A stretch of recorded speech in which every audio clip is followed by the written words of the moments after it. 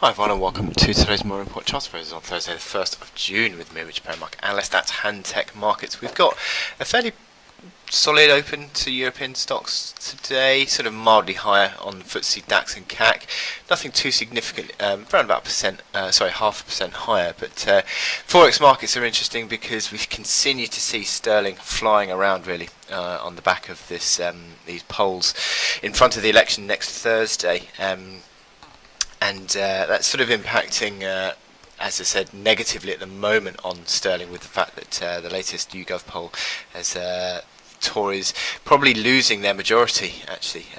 But these polls are so up and down, they're so erratic in terms of which ones you look at. But certainly the latest one is negative, so sterling is lower, but it's just slightly regained a bit of ground. You've seen the dollar, which is falling away. This is interesting because you've sort of seen Fed members sort of coming out still pretty positive, still fairly much talking up. Well, I mean, the market is pretty much priced in now for a June rate hike and likelihood of possibly another one in December, but the outlook going forward with inflation sort of drifting away, the beige book last night was a little bit sort of cautious from the Fed, and that's sort of not really helping the 10-year yield, which is this one here, 10-year yield, which is falling just as the 2-year yield is sort of flattening, and that is pulling the 2 to 10 spread lower, and it's not really all that sort of encouraging going forward, because obviously the market is still concerned about Donald Trump and the lack of traction that they think that his policies are going to be able to achieve,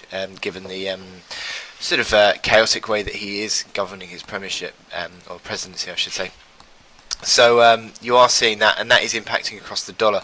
But also the euro is strong today. The euro is, or certainly in the last couple of days, euro is slightly off today, but generally speaking, the euro has been a stronger play on the back of the expectation of next week the ECB likely to sort of remove its easing bias from its forward guidance. So that is driving the euro higher, and that is just slightly off today, but generally speaking the euro is strong, and I'll take you through the charts in a bit. But the other factor is the falling oil price. We saw 3% lower yesterday, mildly higher today on the API inventories.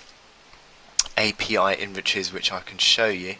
Yesterday, the API inventories yesterday showed a sharp decline, or the sharp drawdown in the crude stocks. Now that sort of comes ahead of the EIA inventories today, which are again expected to show a drawdown, but that could mean a bit of volatility in the oil price this afternoon. But in terms of data points today to look out for, we've got the PMIs this morning. Eurozone PMI came bang in line with expectation. Eurozone PMI is there, 57.0. We've got the UK manufacturing PMI 56.5, which is slightly down from the 57.3, and that comes out in a few minutes. And then into the afternoon you're looking at ADP. Actually, let me show you the UK PMI 50, which would be still pretty positive at 56.5 if that were to be the case. And the ADP number at 115, expected to be 180, so basically in line with expectations of, in line with last month really. The US ISM ISM manufacturing. Where is it? Where are my eyes? My eyes are there. 54.5, so basically in line with where it was last month.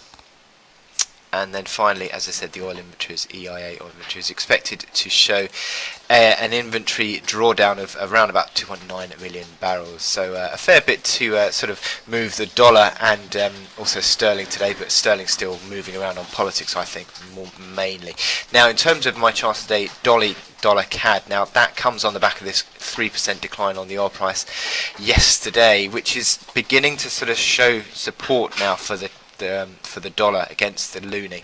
Now you can see here you've got this blue line here, which is an uptrend in place since mid-February, touching on several occasions on that uptrend and sort of beginning to find traction. You've got this higher low came in at 34.25. Yesterday's low was 34.33, and an outside day, mildly lower today, but it certainly looks like it's building for a recovery with these momentum indicators starting to pull higher. So RSI above 50 would be positive, MACD lines sort of bottoming out would be positive, stochastics rising above 30 would sorry, 20, or consistently above 20 would be positive. That confirmation of a move would come above 35.40, which would be the latest reaction high in the sell-off. So a move but above that would begin to show, that would begin on Dow theory, begin to build a new uptrend, especially with a higher low at 34.25. So the market is beginning to turn around on this dollar CAD. You can see the hourly chart whereby you're trading